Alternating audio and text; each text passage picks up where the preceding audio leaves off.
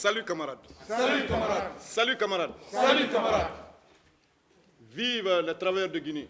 Vive les travailleurs de Guinée. Vive les travailleuses de Guinée. Vive les travailleuses de Guinée. Vive les enseignants de Guinée. Vive les enseignants de Guinée. Vive les enseignantes de Guinée. Vive les enseignants de Guinée. Merci camarades. Merci camarades. Le mouvement syndical guinéen a tenu organisé ce point de presse pour éclairer à l'interne de l'opinion nationale et internationale sur la position du mouvement syndical guinéen face aux différentes violations des droits et libertés syndicales par notre pays. Donc, il est de notre devoir impérieux de nous adresser à l'opinion nationale et internationale pour défendre nos acquis,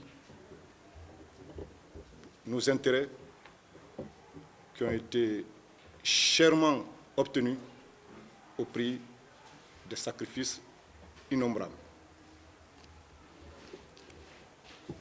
C'est donc en réaction à ces différentes violations que le mouvement syndical guinéen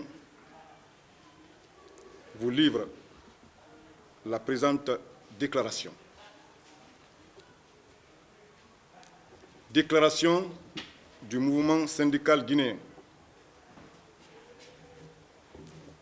Considérant que la loi organique L 027 portant statut général des fonctionnaires en République de Guinée affecte dangereusement les dispositions 2, 3, 5 et 8 de la Convention 87 de l'Organisation internationale du travail, considérant que la non-activité d'un travailleur pour cause de retraite n'entrave en rien son engagement syndical et son éligibilité à un poste de responsabilité syndicale, voire l'Union internationale syndicale des travailleurs retraités, la Fédération mondiale des syndicats, créée depuis octobre 1945, dont la Guinée est représentée par 2 membres, considérant que le système démocratique et le respect des droits fondamentaux de l'homme sont essentiels pour le libre exercice des droits syndicaux, considérant que l'interdépendance de la liberté syndicale et les libertés civiles ont été réaffirmées en 1970 dans la résolution de l'Organisation internationale du travail relatif aux droits syndicaux et leurs relations avec les libertés civiles. Considérant que la Conférence internationale du travail, à sa 30e session, a adopté à l'unanimité les principes régissant la réglementation internationale. Considérant que l'Assemblée générale des Nations unies, à sa 2e session, a fait sien ces principes et a invité l'Organisation internationale du travail à poursuivre ses efforts afin qu'il soit possible d'adopter une ou plusieurs conventions internationales, a adopté en juin 1948 la convention ci-après qui sera dénommée Convention sur la liberté syndicale et la protection du droit syndical en 1948. Considérant que les dispositions de la Convention 87 de l'Organisation internationale du travail protègent les syndicalistes, notamment en ses articles 3 et 8, qui stipulent, article 3, alinéa 1,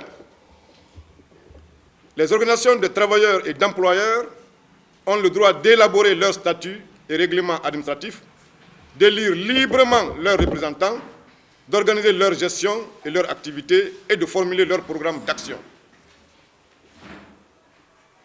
Alinéa 2. Les autorités publiques doivent s'abstenir de toute intervention de nature à limiter ce droit ou à en entraver l'exercice légal. Article 8. Alinéa 1.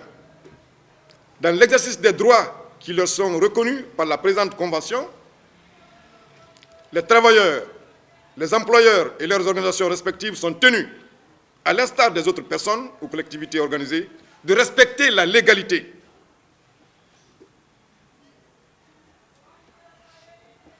Deux, la législation nationale ne devra porter atteinte ni être appliquée de manière à porter atteinte aux garanties prévues par la présente convention. Considérant que la République de Guinée, membre de l'Organisation internationale du travail, pour lequel la Convention 87 est en vigueur, s'est engagée à donner effet aux dispositions des articles de la présente Convention, au regard de toutes ces violations flagrantes, le mouvement syndical guinéen exige 1. La révision de la loi L027 et l'annulation pure et simple de l'article 39. 2.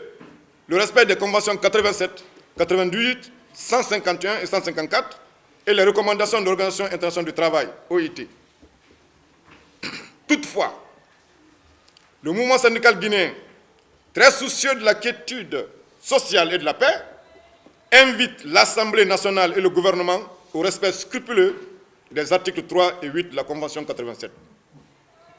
En tout état de cause, le mouvement syndical guinéen ne tolérera aucune immixtion du gouvernement dans les affaires syndicales et se battra autant que faire se pourra par les moyens légaux pour le respect des droits et libertés syndicales qui lui sont conférés par des lois supranationales à travers les conventions internationales obtenues au prix de lourds sacrifices consentis par le monde du travail. Vive l'unité syndicale, vive les travailleuses et les travailleurs, vive le travail, le mouvement syndical guinéen.